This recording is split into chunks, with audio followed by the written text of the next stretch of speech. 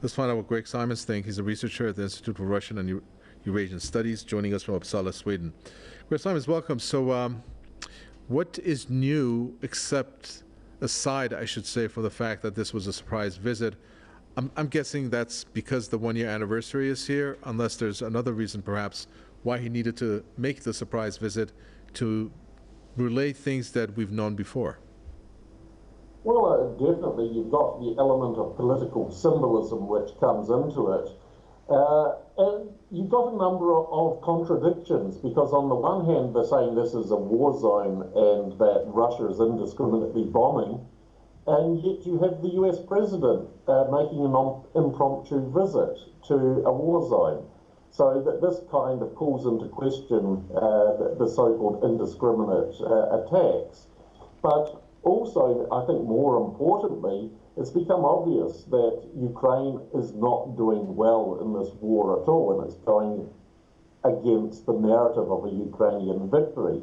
So this might be giving some rather direct orders to Zelensky and the Ukrainians, who by now are a proxy and a client state of the US, what needs to be done.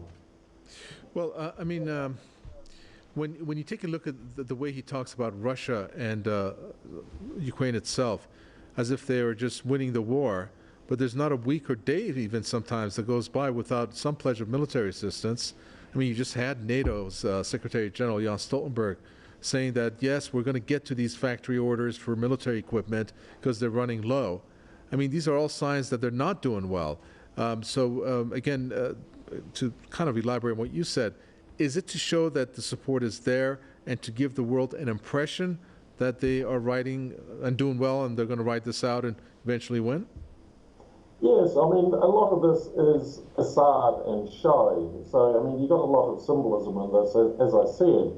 And I mean, you've got so many contradictions between what they're saying and what people are seeing on TV, because even with the airbrushing done by mainstream Western media, I mean, it's pretty obvious, who's winning this military war, and it's not Ukraine. So, I mean, this is some kind of political symbolism to rally those countries that are wavering and to give the impression that Ukraine is still a country worth supporting. And this is for the general public. So, because they're getting sick and tired of supporting Ukraine and seeing their own standard of living decline as, money and resources are endlessly pumped into this black hole.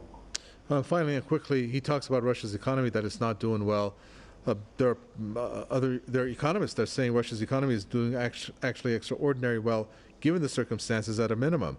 How can he stand there and then not think that when the European economies are not doing well, that his words are not going to carry that much weight? Well, I think they've got into their own little echo chamber now, that they believe the nonsense which they utter. If you look, for example, Sweden is the poorest performing economy in the entire EU, yet they still act like they are a leading economy. And I think this is rather symptomatic of many Western countries now. They live in an alternate reality, which is devoid of the actual realities in the physical realm. Okay, and finally, another question here that comes about, of course, is this one-year anniversary. We're looking at the assumed Russian offensive that's been talked about so much, that Ukraine needs to get itself ready for it. Are we looking at a Russian offensive that's going to be anything different than before? It sounds like there's going to be an onslaught based on the way it's just being described or mentioned. I would say that yes, there is an offensive coming at some stage. And of course, if you look historically, Russian offensives have come on anniversaries of different battles within wars. If we look at the Second World War, the Great Patriotic War, the German invasion was the 22nd of June, 1941, and it was Operation Bagration, 22nd of June, 1944, where the Soviet Union destroyed completely German Army Group Centre. So I mean, the symbolism and these anniversaries are important, whether or not this is actual this time because you've got operational considerations, but yes, there is something coming. All right, I know I said it's the last question, but I got to ask this one also. Given the fact that this 1 year is here, there's this notion that this war either needs to reach some kind of an end or that it's going to just be years. It's one or the other. Do you see it that way?